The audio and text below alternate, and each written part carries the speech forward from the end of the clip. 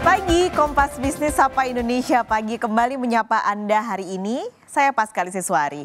Saudara, dalam 10 tahun terakhir, diplomasi ekonomi membawa peran untuk meningkatkan investasi dan juga angka perdagangan Indonesia.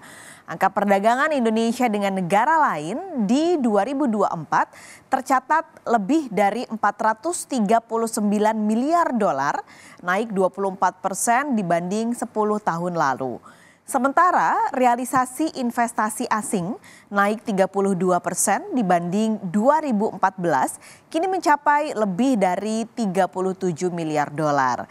Dalam pencapaian angka tersebut, beberapa hambatan perdagangan bisa ditekan melalui 27 perjanjian perdagangan yang sudah diteken. Pemerintah juga mulai melirik kemitraan ekonomi di Afrika, Amerika Latin dan Karibia, dan juga kawasan Pasifik. Guna meningkatkan akses pasar dan mengurangi hambatan perdagangan, 27 perjanjian perdagangan dan ekonomi berhasil diselesaikan, baik dalam bentuk PTA, FTA, CEPA maupun RCEP, termasuk dengan Korea, Australia, Mozambik, PEA, dan Chili. Selain itu, sejumlah protokol perdagangan juga telah diselesaikan, terutama untuk produk pertanian dan perikanan.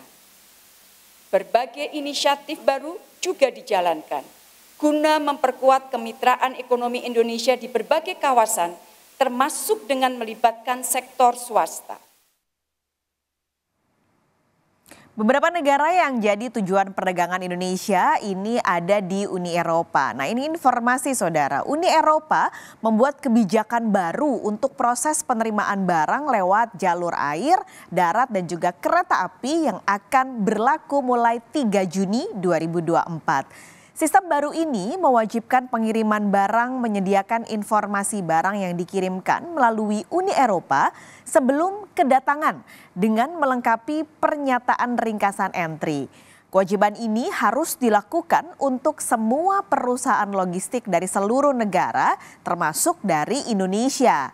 Jika nanti saat kebijakan ini berlaku masih ada yang belum memenuhi aturan, maka otoritas Uni Eropa akan menahan pengiriman barang dan tidak akan diizinkan masuk oleh otoritas kepabeanan. Multiple partial declarations, depending on the transport mode. It's time to get ready for ICS2.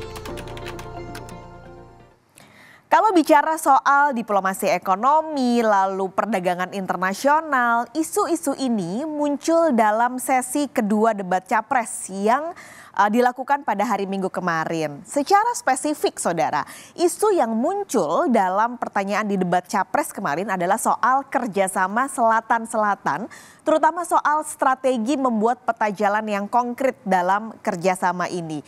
Ini sebenarnya kalau bicara soal isu kerjasama Selatan-Selatan, bukan salah satu isu yang marak atau sering dibicarakan. Jadi apa sih sebenarnya kerjasama Selatan-Selatan ini? Kami akan berikan gambarannya sedikit untuk Anda saudara. Jadi kerjasama Selatan-Selatan merupakan kerjasama yang menjadi kerjasama lanjutan dari gagasan kerjasama pembangunan antar negara berkembang. Dari kerjasama ini awalnya sebenarnya lahir di Konferensi Asia Afrika yang digelar di Bandung pada tahun 1955. Kerjasama Selatan-Selatan dilakukan melalui kerangka kerjasama antar negara-negara berkembang tadi dan sektornya juga cukup luas. Jadi mulai dari politik, ekonomi, sosial, budaya, lingkungan hidup, bahkan teknologi. Nggak hanya itu, ini juga bisa sistemnya atau mekanisme perdagangannya bisa melibatkan dua negara saja atau bahkan lebih dari dua negara berkembang dan bisa dilakukan secara bilateral, regional, intraregional ataupun interregional. Nah, ketika dimulai di tahun 1955 berarti usianya sudah cukup tua ya sekarang di 2023. Proses kerjasama Selatan-Selatan ini terus berkembang mengingat juga perkembangan dan kondisi yang terjadi saat ini dan ini sudah melewati beberapa tahapan alias milestone.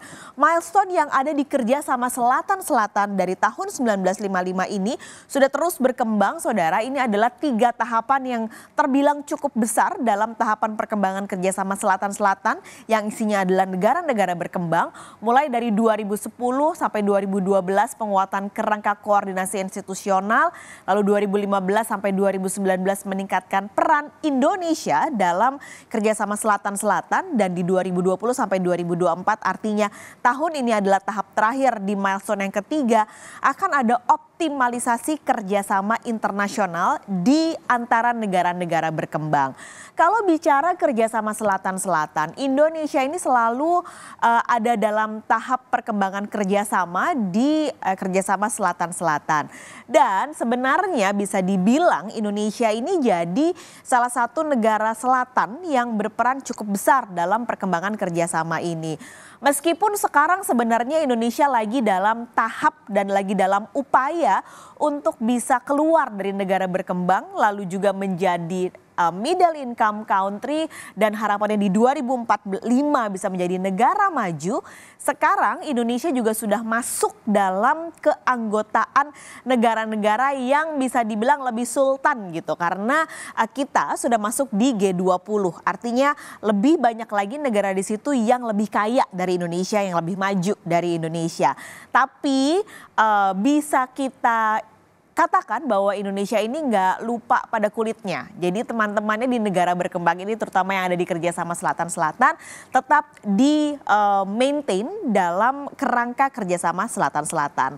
Nah, sebagai kelompok negara berkembang, saudara, sebenarnya harapannya apa sih dari adanya kerjasama Selatan-Selatan ini, kelompok ekonomi yang isinya adalah negara-negara berkembang? Pada intinya harapannya adalah bisa mengurangi ketergantungan negara berkembang pada program bantuan negara maju, lalu bisa menciptakan keseimbangan perdagangan internasional supaya bukan negara maju saja yang jadi pemenang dalam perdagangan internasional.